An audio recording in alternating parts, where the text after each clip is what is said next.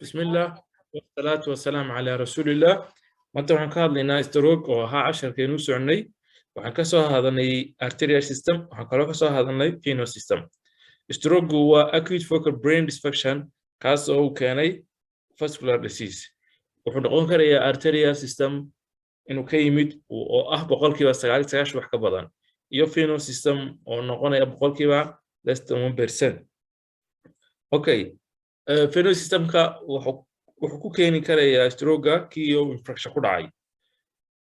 Waxaa markaa la yiraahdaa central venous thrombosis ama cerebral venous thrombosis. Arterialka wuxuu noqonayaa boqolkiiba 8 infection ama boqolkiiba 15 hemorrhagic.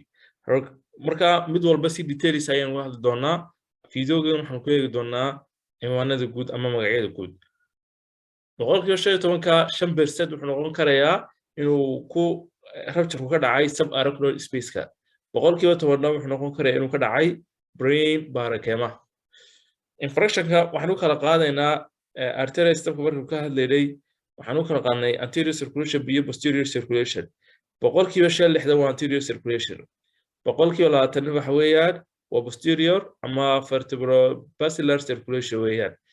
Marka boqolkiiba 20 posterior circulation wuxuu noqonayaa posterior circulation stroke buu noqonayaa.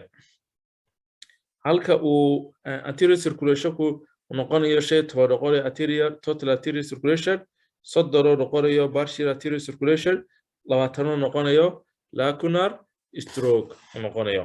Marka mid walba isagoo detailisa waxaan kaga hadli doonaa casharada soo socda hadduu Ilaahay idinkiisa leeyahay insha Allah.